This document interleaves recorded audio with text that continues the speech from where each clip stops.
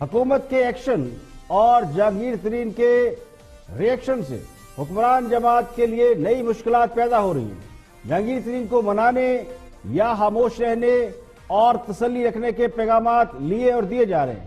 حکمران جماعت کے اندر آٹے اور چینی سکینڈل سے پیدا ہونے والے اختلافات آہستہ آہستہ زور پکڑ رہے ہیں۔ وزراء ایک دوسرے پر الزام تراشی کر رہے ہیں اور کہنے والے تو کہتے ہیں کہ خان صاحب کو بتایا گیا تھا کہ چینی میں 100-150 ارب روپے کی دہاڑی لگ گئی ہے۔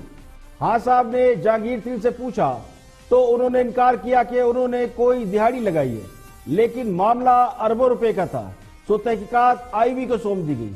رپورٹ سے یہ پتا چلا کہ اصل مال شوگر مل مالکان نے بنایا، لیکن جہانگیر ترین پھر بھی نہیں مانے تو ایف آئی اے سے تحقیقات کرائی گئی۔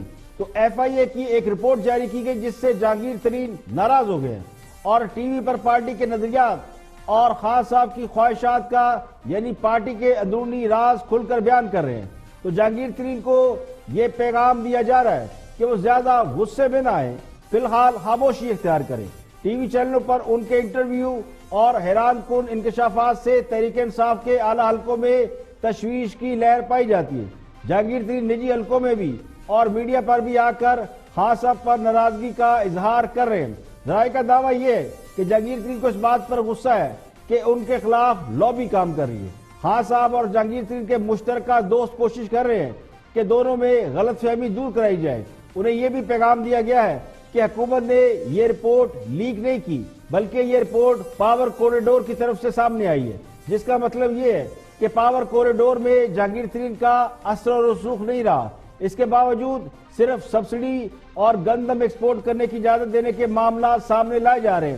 چینی کی قیمت میں منافع خوری کا معاملہ سائیڈ لائن کر دیا گیا ہے، جس کے بارے میں اپوزیشن اور میڈیا میں 100 ارب سے 150 ارب روپے کمائے جانے کا دعویٰ کیا جا رہا ہے۔ خود خان صاحب کو بھی اسی قسم کی رپورٹیں دی گئی تھی۔ تو کابینہ کے اجلاس میں بھی جہانگیر ترین گروپ اور بنی گالا گروپ میں تیز جملوں کا تبادلہ ہوا۔ جہانگیر ترین گروپ کا موقف یہ ہے کہ چینی کی ایکسپورٹ کرنے کی اجازت جہانگیر ترین نے نہیں دی۔ کابینہ کے اجلاس میں بھی جہانگیر ترین گروپ اور بنی گالا گروپ میں تیز جملوں کا تبادلہ ہوا۔ جہانگیر ترین گروپ کا موقف یہ ہے کہ چینی کی ایکسپورٹ کرنے کی اجازت جہانگیر ترین نے نہیں دی۔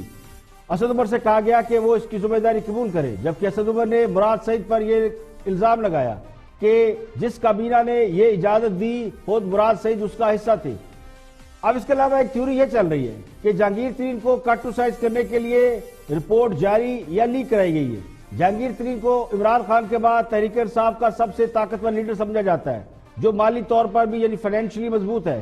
اب جو حلقے ان ہاؤس تبدیلی کے فارمولے کی حمایت کرتے رہے ہیں یا اب بھی کرتے ہیں، وہ جہانگیر ترین کو ایک بڑی رکاوٹ بھی سمجھتے ہیں۔ جہانگیر ترین ہر صورت عمران خان کے وزیر اعظم رہنے کے حامی رہے ہیں، جبکہ پارٹی کے اندر ان کے مخالف دھڑے میں وزارت عظمیٰ کے کئی امیدوار موجود ہیں۔ تو ایک طرف تو کچھ حلقے خان صاحب اور جہانگیر ترین میں بظاہر پیدا ہونے والے اختلافات کو ختم کرنے کی کوشش کر رہے ہیں اور پیغام رسانی بھی کر رہے ہیں، جبکہ دوسری طرف اس معاملے کو مزید ہوا دینے کی کوشش کی جا رہی ہے۔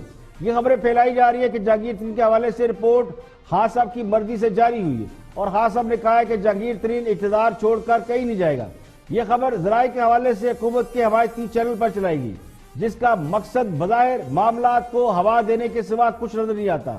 اب ایک طویل عرصے بعد اپوزیشن منظر عام سے غائب نظر آتی ہے۔ اس پورے معاملے میں اپوزیشن کا کوئی کردار نہیں رہا، بلکہ اپوزیشن کا کردار خود حکومت نے اپنے ہاتھ میں لے لیا ہے۔ ایک طرف آٹا اور چینی کے سکینڈل کی حمایت کرنے والے ہیں تو دوسری طرف وہ ہے جو یہ کہہ رہے ہیں کہ صلح ہو جائے گی۔ یعنی ایک طرف حکومت خود کہہ رہی ہے کہ سکینڈل میں ملوث ہونے والوں کو نہیں چھوڑیں گے، جبکہ دوسری طرف حکومت کے بہت سے لوگ اس بات کا دفاع کر رہے ہیں، بلکہ قوم کو یہ خوشخبری دے رہے ہیں کہ اس رپورٹ کی وجہ سے خان صاحب اور جہانگیر ترین میں فاصلے نہیں ہوں گے۔ ایک دن میں یہ کہنا کہ عمران خان اور جہانگیر ترین میں فاصلے ہو جائیں گے، میرا نہیں خیال۔ جہانگیر ترین ایک اہم شخصیت ہے پی ٹی آئی کی، تھوڑا بہت اونچ نیچ ہوئی ہے، 25 تاریخ کے بعد فیصلہ ہو جائے گا ان دونوں حضرات کا۔ سوال یہ کہ اگر رپورٹ کے مطابق جہانگیر ترین قصوروار ہیں تو پھر تعلقات ٹھیک رہنے کا دعویٰ کن بنیادوں پر کیا جا رہا ہے؟ کیا یہ اس بات کا اپنی پیغام ہے کہ بات اس سے آگے نہیں جائے گی، جو کچھ ہو گیا ہے اسی پر ہی اکتفا کر لیا جائے گا؟